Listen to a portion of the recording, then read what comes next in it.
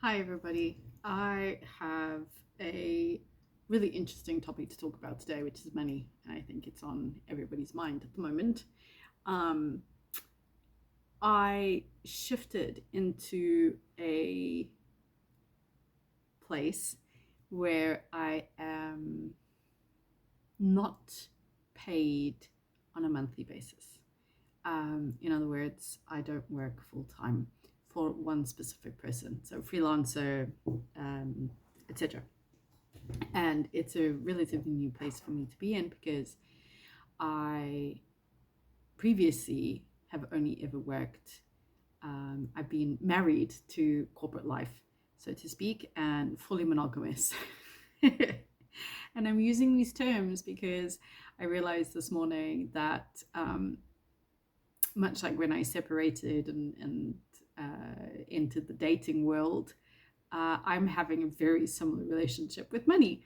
I'm dating money, or rather, I'm dating different sources of money, and it's uncomfortable. And it behaves interestingly. It behaves with me the very same way that, or should I say, I'm having the same experiences with money as I did with my dating life. So things like ghosting, breadcrumbing.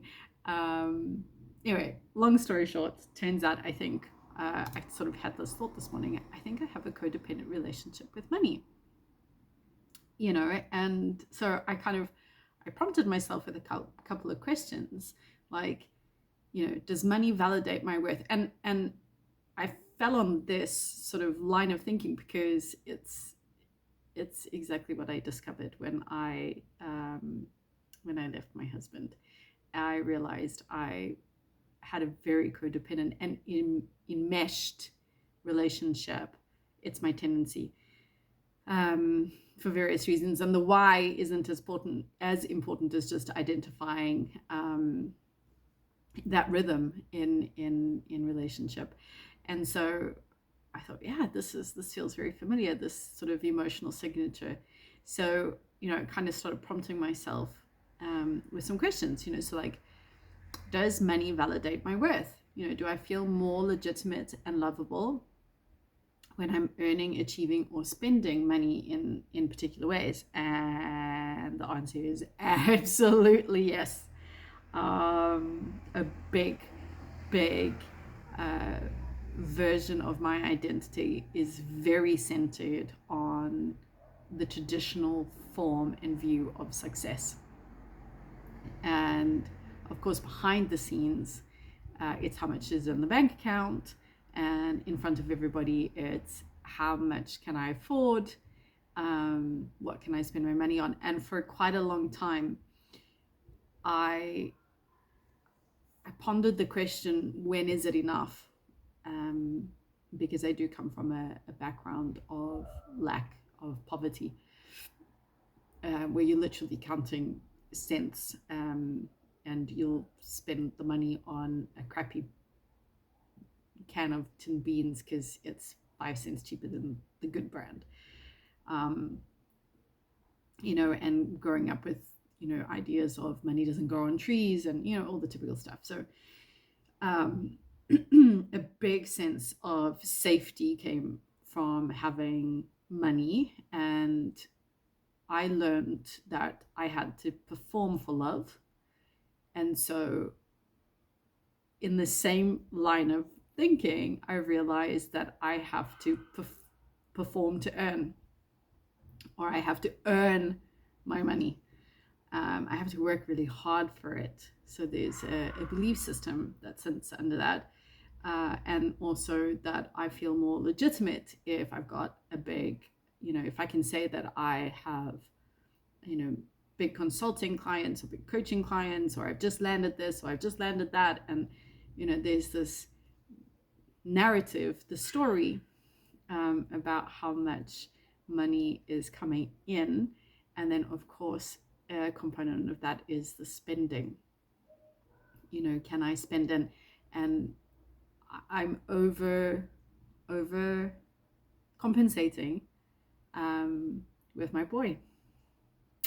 So I have a tendency to want to give him everything because I didn't get to have that experience of abundance when I was a kid. So lots to unpack there. And then, do I give my power away to money? So does my mood or sense of safety fluctuate wildly depending on my bank balance? Hell yes. I've been in a total flunk. I have 14 euros in my bank account yesterday or the day before, and my entire nervous system just completely like woof, ignited. Um, and I froze. I just oh, it's been really interesting just observing myself in that space and place, and my mood definitely went into a dump. And equally, yesterday I left the house thinking I really need a win. I really need a win. But what is a win? What is a win? Is a win getting more money in the bank account? Is a win a client? What is a win? And so, yeah, my moods are definitely tied to, and my sense of safety for sure are tied with how much is in my bank balance. When money comes in, I'm elated, I'm happy, I feel like I'm on top of the world. And then if I don't have money in the bank account, yeah, it's just, I feel stuck, I feel scared, I feel like the world's coming to an end. I feel like a kid throwing a tantrum because I don't get to spend money and I don't get to have what I want and I don't get to buy the stuff that I want. And then there's the whole idea of, well, I could ask for money, but then it's idea of like, but I'm independent and I feel really embarrassed to ask. And what does that say about me if I'm having to ask? And that, well, I could receive money. I could allow myself to receive, because there's lots of people that are wanting to pay for things or barter for things with me. And why is that not enough? Why is that not seen as enough? And I get it, because it's like, I don't want to owe anybody anything, right? And so that's the thought I had this morning. Are having difficulty receiving money, or rather, I'm having difficulty having somebody pay for things for me, things that I need, things that I want, things that are meaningful for me, because that means I owe them something. I'm indebted. And then there was all these feelings about being a burden and being too much, and I'm asking too much. And so all these narratives come from when I was much younger. Then, do I chase it but resent it? You guessed it.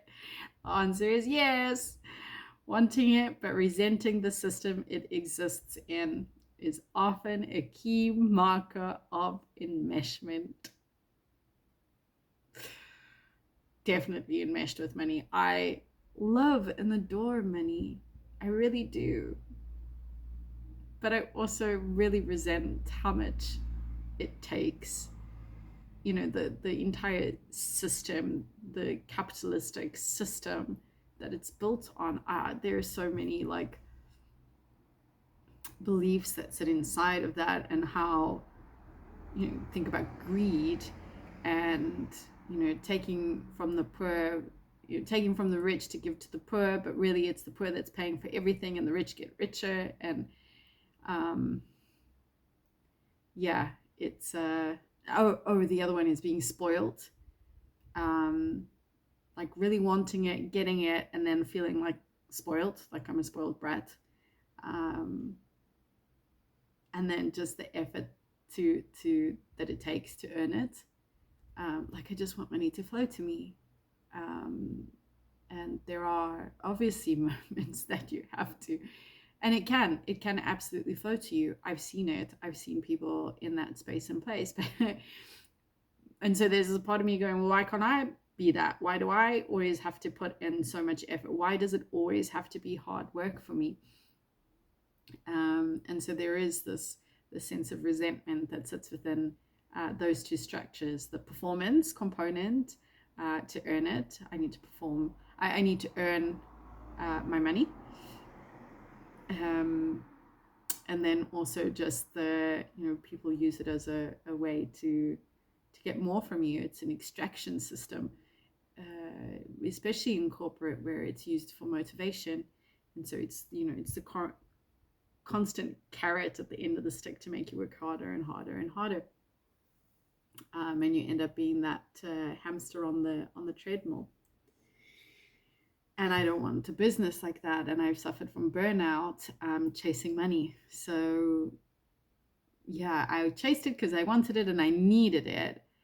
But I don't like the system that it sits in, that capitalistic burnout hamster wheel system. 4, is your energy shaped by money's presence or absence? So here we think about nervous system reactions: fight, flight, freeze, or fawn. I definitely freeze when money's tight. Totally frozen at the moment. Yeah, I feel very stuck. Like every time I'm like, oh well, I need to upgrade my business site so that I can start publishing some courses and shit. And it's like $35 a month. And I don't have that money. I'm frozen. But the reality is that I have to spend that money. And again, I've got people willing to invest in my business and pay for that. And I'm going, no, I can't. No, it's just like, it's too much. So definitely in freeze mode. And then overgiving when it's flowing. Totally. I spoil my child rotten and myself. I just go, I don't, look, it's not like I go on massively luxurious holidays, but I'll buy the toy. If he asks, I have to, let me say, I don't spoil him. I have difficulty saying no when he asks. Because for me, giving is like, it's a form of love. So it's definitely tied to my love languages, to give because I didn't get. Oh gosh. Do I avoid looking at it until I'm forced to? Avoidance can be a sign of shame, fear, or a story that money and I don't get along. No, that one I have to say no. I don't have a problem looking at my bank account. I don't know. I think maybe there's this sort of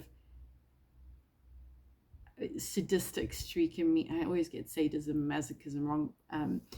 But I think there's a streak in me that kind of, yeah, you see, you didn't work hard enough. Look, there's not enough money in your bank account. See? So I kind of use it as the punishment, the stick, and berate myself.